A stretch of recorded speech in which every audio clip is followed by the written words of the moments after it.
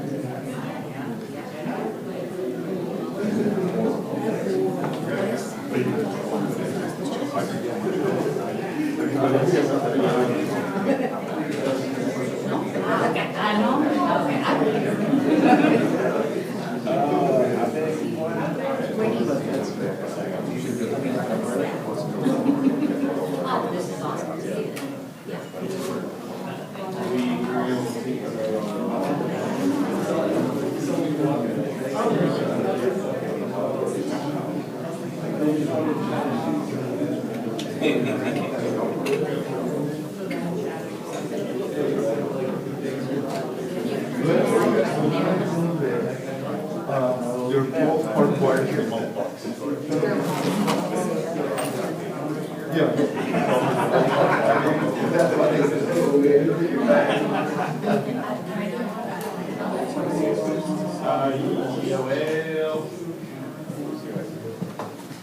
Hey, y'all, both are hardwired to the malt box, both mics.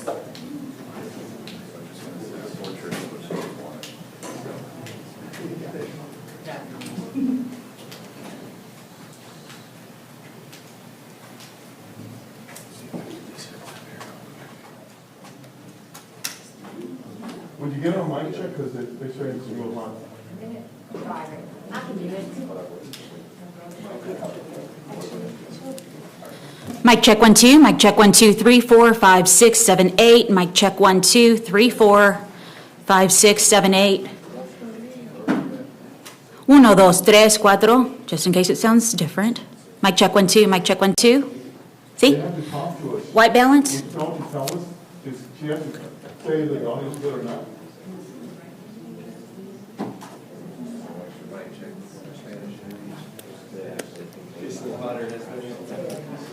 It is hotter.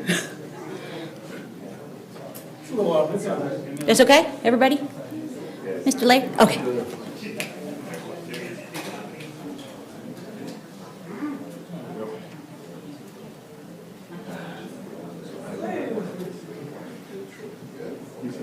They're saying it's hot.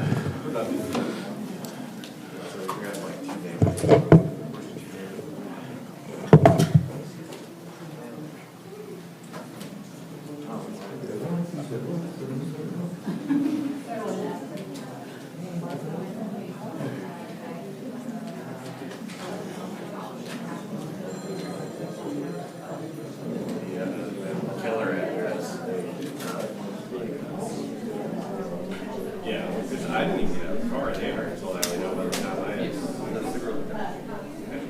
Yeah, I told her you're sick. Yeah, yeah. Exactly. I think she just wanted the portrait. They were getting in their car. So I had to talk about by the time I got parked, I was getting it out. They were getting off. Yes, thank you. Is small boxes that work Lean the neighborhood.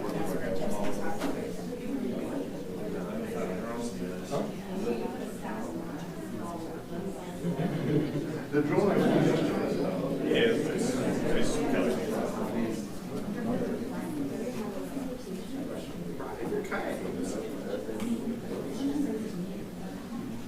It could be like runners.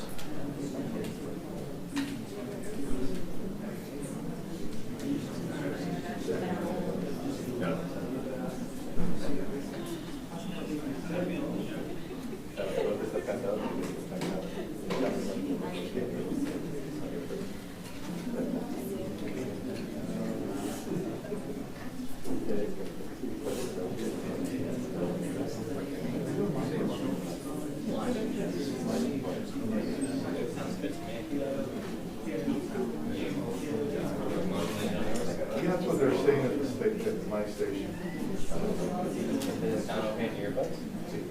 Well, let's put it this way. I just want to say with Yeah, I mean, I'd hear it this far in line. The feed room hasn't been, I mean, I'm sure the $15. yeah. My feed room hasn't.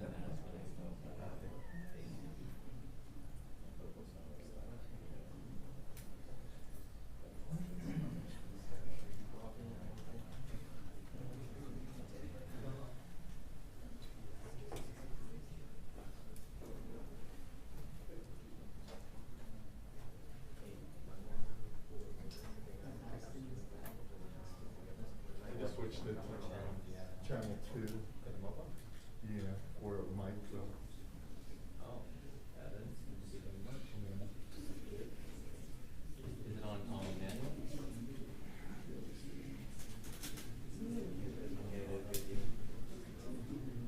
Yeah.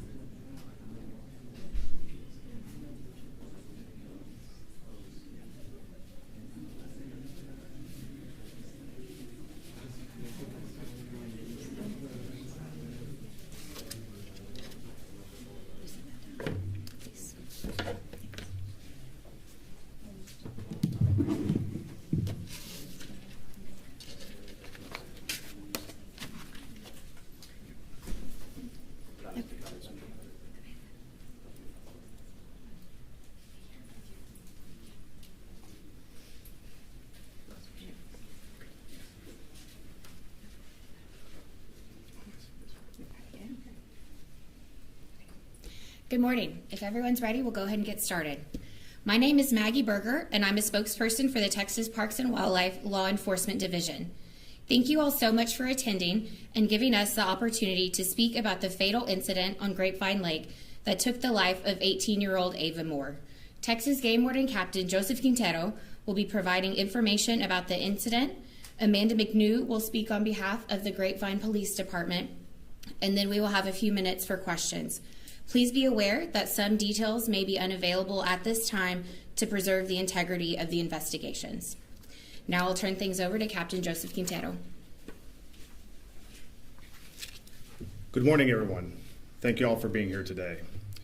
On the evening of May 25th, Texas Game Wardens, Grapevine Police Department, and Grapevine Fire Department responded to a call regarding a boating collision that had occurred on Grapevine Lake, in which a personal watercraft struck 18-year-old kayaker Ava Moore. The personal watercraft, which had 2 females on board, was being driven at a high rate of speed near the shoreline of Oak Grove Park when the incident occurred. The woman left the immediate area following the collision and returned the personal watercraft to Oak Grove Park. The passenger remained on shore with the witnesses as the Grapevine Fire Department began life-saving measures on Miss Moore.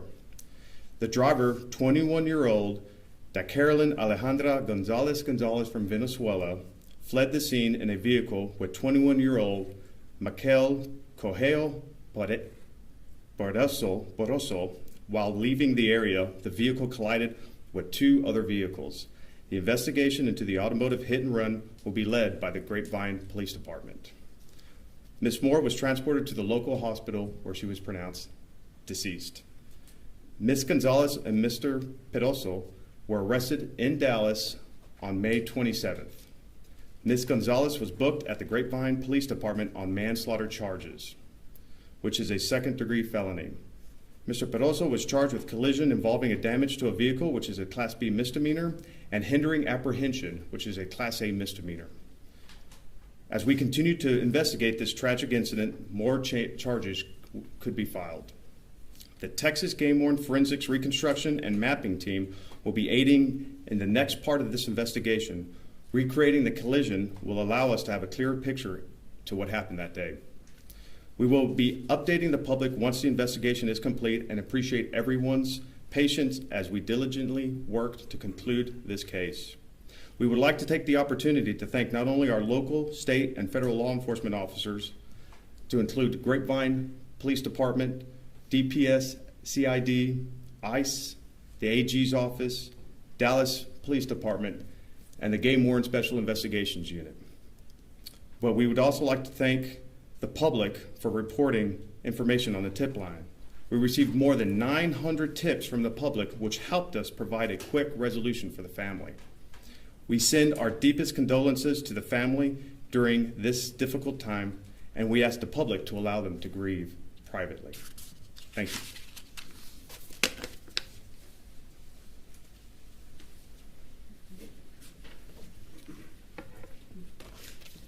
My name is Amanda McNew. I'm the media manager for Grapevine Police. I want to start by thanking our partners at Texas Game Wardens. They have led the investigation into the tragic death of 18-year-old Ava Moore, and we are grateful for their dedication and professionalism. I also want to thank all of our federal, state, and local partners, the Texas Attorney General's Office, Texas Department of Public Safety, Dallas Police, Irving Police, and Homeland Security. Immediately following the lake incident, Grapevine Police launched an investigation into the hit and run. After the collision on the water, the woman believed to be responsible got into a car with a man who then hit 2 cars and fled the scene.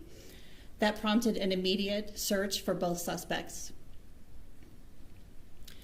Thanks to the collaboration between our agencies, the dedication of our detectives day and night, and the critical tips from our public, both suspects are in custody and in our jail right now.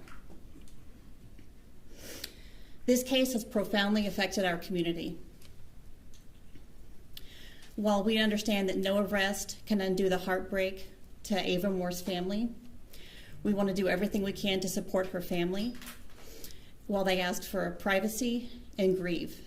They need time right now, and we want to make sure that we do everything we can to give it to them and to be there for anything that they need. I'd like to bring up our victim services advocate, Ava Moore, who's been in contact with the family and has a statement from them. On behalf of Ava Moore's family, they would like to say, we are so thankful for the countless messages and demonstrations of love and support, but most grateful for the many prayers we have received. This is a difficult time for all involved, but also an opportunity for our beautiful girl to continue to impact our community. Out of this tragedy, God will make good, and that only can be accomplished through forgiveness. We respectfully ask for our time and privacy to grieve, and thank you for all of your kindness and support. God bless. Thank you.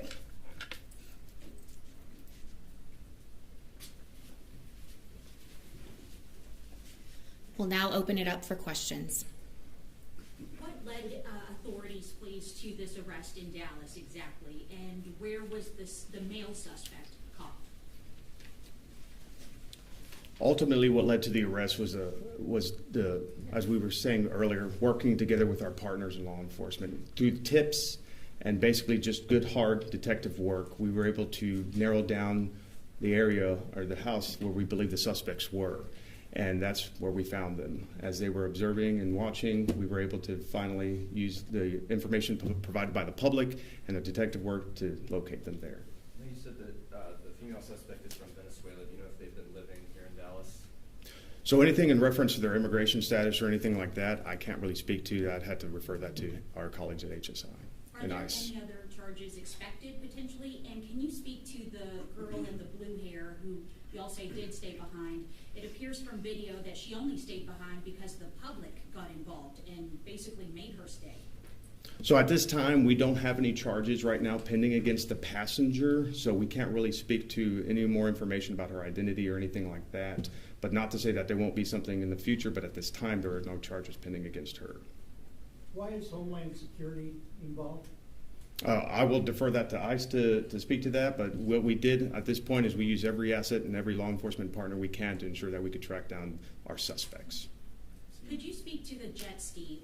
Just any basic information about who owned it, or was it rented, under what circumstances? Because my understanding is, there are legal requirements for someone to operate a rented jet ski. Can you go into some details to clarify this for our viewers? Correct. Yes, you are correct. So in the state of Texas, if you want to operate what we call a livery, which is the business of renting a boat or jet skis in the public waters, you have to have proper permitting. And we are investigating that as part of this investigation also. We're looking into that. As far as the ownership of the jet ski, what we're doing actually, we had a marine theft unit come in and begin to go through the jet ski to try to get ownership history to kind of figure out where it came from, how did it end up there. But that's still part of the process of the investigation. We don't have an answer to that right now.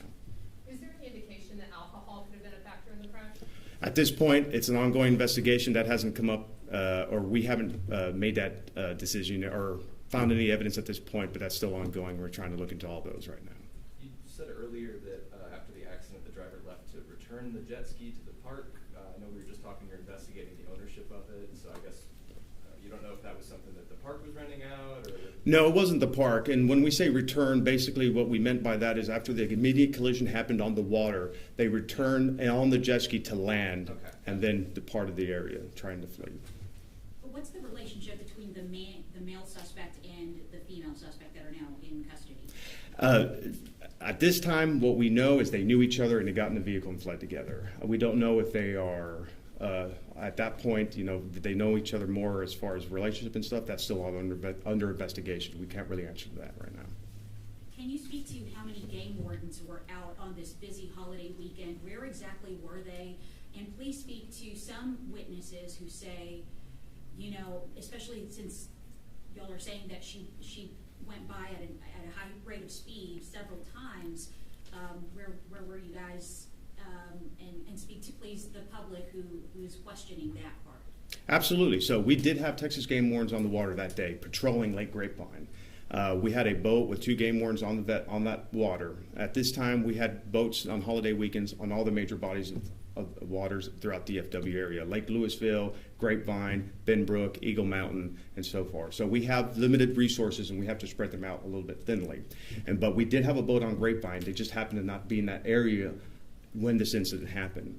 But I will tell you that multiple times we will get calls from dispatch or public of complaints of jet skis, and if we are in the area, we immediately respond. But even if not, we come there as quickly as possible to address the issue. And what you brought up is a good point. With jet skis, we want everybody to be safe. A 50-foot rule is a standard rule for jet skis. What that means is if you're operating a jet ski, you must not be going any faster than what we call head-away speed or slow idle if you're within 50 feet of any object or the shoreline in water, which obviously if they had applied that law as they were supposed to, this incident wouldn't have happened. Were there any injuries in the car wreck when the 2 fled and hit 2 other vehicles? Not that I'm aware of, but again, that is being led by Grapevine PD, so anything that refers to that portion of the investigation, I would have to refer to them. Do you have anything on other fatalities or anything that have occurred with jet skis on Grapevine Lake or any of the other lakes in North Texas?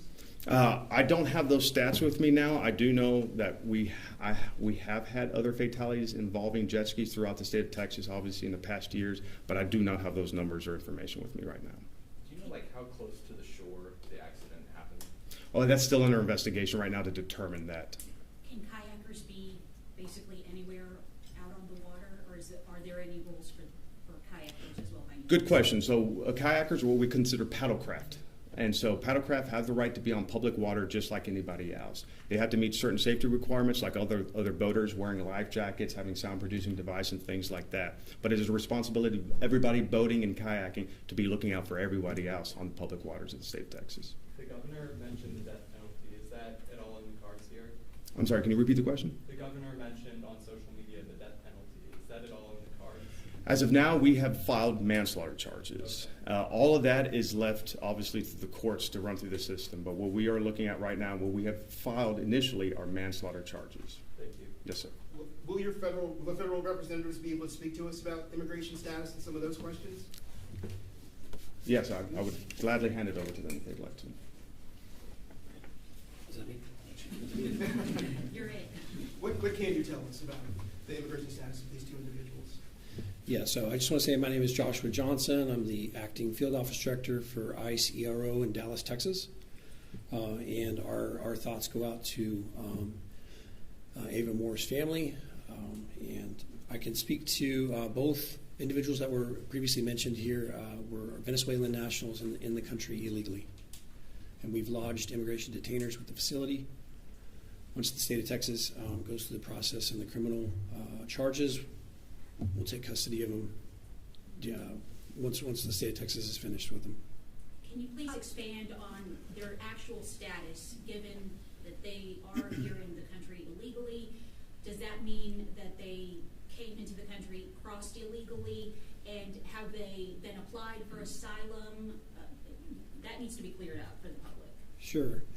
It's my understanding both individuals crossed the southern border in 2023 or 2024. They were arrested at the time of entry, processed for a notice to appear, and then released on their own recognizance. For Amanda Michaela, could you talk to me a little bit about the public response from the internet to the videos that possibly aided in the apprehension of these two, to the people who carried Ava from the water? Kind of talk to me, you talked about the community, talk to me about really this community outpouring and how that's aided, not only in the investigation, but also in the possible healing for this family. Well, I will say as a community, Grapevine is a resilient community, very family-oriented, and I think that speaks a lot to who we are, both as a department and a city. And I think that always helps this community heal, all of North Texas. Families come together. When we spoke to the family, they have talked about the overwhelming outpouring of support, that they are getting more outreach than they can even know what to do with at this point. And that it's a lot, and that they have been praying, and that they're very grateful for what they have, and that it's so much that they just need to grieve and process right now, but that it has been a lot. Is there anything that y'all would be able to say about Ms. Moore, type of person she is, anything y'all can share with us about her? So Ms. Moore was a current student in the United States Air Force Academy. Her family was very proud and mentioned that. They have received outpouring of support from both her school she was at, their church, family, and friends. And they just want this to stay focused on their loss and what they're experiencing, and emphasize all the good works Ava did, and just focus on her and keep this, the reason we're all here is to honor Ava and her family. Do you happen to know the name of the church? At this time, I want to respect their privacy and let them keep going through their process. Ms. Amanda, did either of the suspects have anything to say at the time of their arrest, or therefore after, or afterward? Did they say anything about like what they say happened, or whether they said it was an accident, whatever? I mean, that's part of the investigation. I have another question about their immigration status. So after the charges are tried in court, how is that going to work on the immigration front? Will they be deported? So both individuals will have to see an immigration judge who will decide whether they are removed back to Venezuela. But there will be a bond, correct? There will be an immigration hold, would you say? I would think that a bond would be inappropriate in this case. Do the suspects have any other ties to criminal organizations? I don't have that information. Thank you. How soon can that happen that they will see a judge? Right now they're in the custody of the state, and so once the state is finished with their state charges, they'll turn them over on the ICE detainer, and then they will proceed through the immigration process. Is there anyone who could talk about how the situation went through yesterday? Walk us through the events of taking her into custody, please.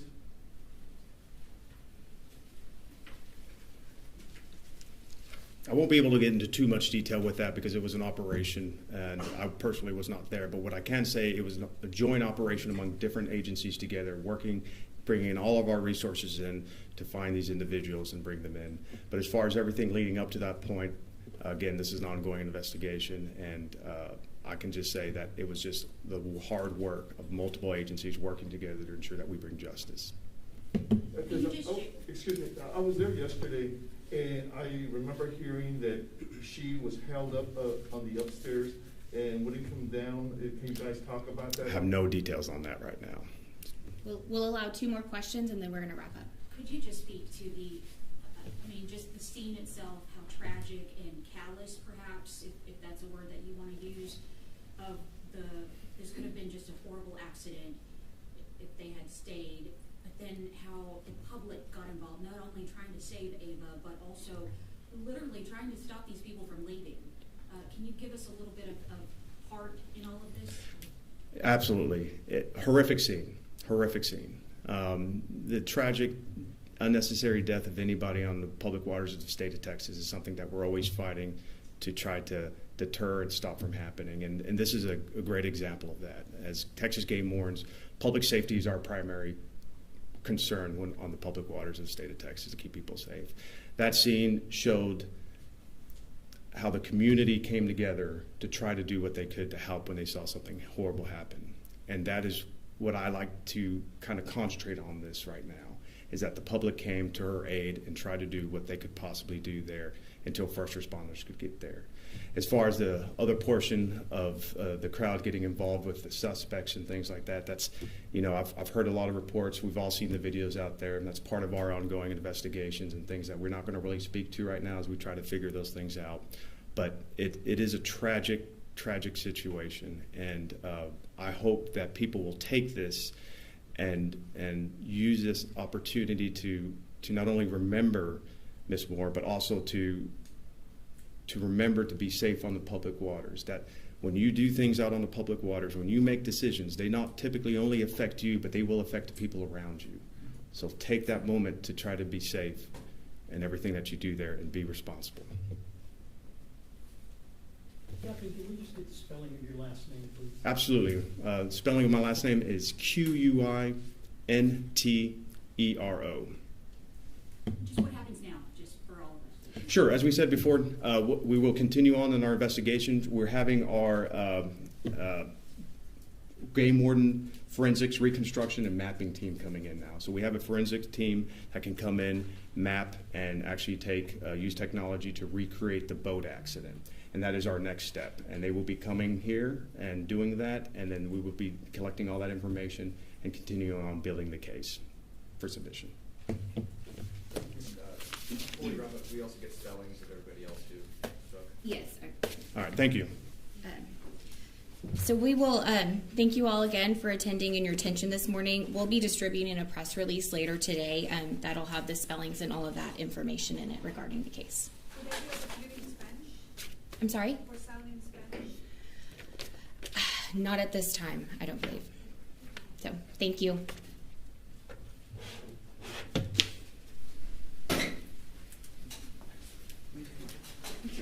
Can I get you spelling your last name as well? He's the same as hers. Thank you.